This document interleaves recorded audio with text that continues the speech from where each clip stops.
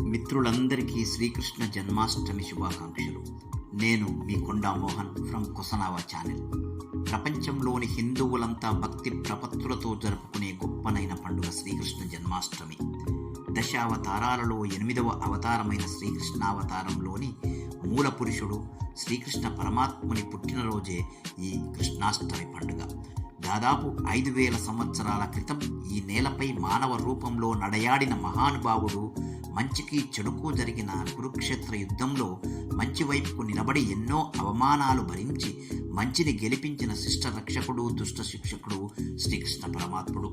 యుద్ధరంగంలోనే అర్జునుడికి గీతాబోధ చేసి కార్యోన్ముఖుణ్ణి చేసి అట్టి భగవద్గీతను కలియుగంలో మానవులందరికీ కష్టసుఖాలలో మార్గదర్శనం చేస్తూ వారి జీవితాలకు ఒక మాన్యువల్గా పనికి వచ్చేలా అద్భుత బోధ చేసిన జగద్గురువు మరియు ఆదిగురువే శ్రీకృష్ణ పరమాత్ముడు.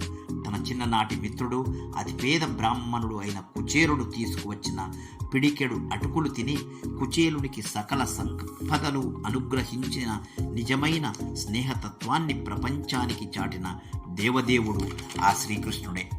ఆజానుబాహుడు, అరవింద దళాక్షుడు, జగన్నాటక సూత్రధారుడు, పూరీ జగన్నాథుడు, పండరిపుర విఠలుడు, సర్వాంతర్యామి శికి పించమౌలి అయిన ఆ వాసుదేవుణ్ణి లోక కళ్యాణం కొరకు ప్రార్థిస్తూ మీకు మీ కుటుంబ సభ్యులకు మరొక్కసారి కృష్ణాష్టమి శుభాకాంక్షలు తెలుపుకుంటూ సెలవు తీసుకుంటాను. జై హింద్.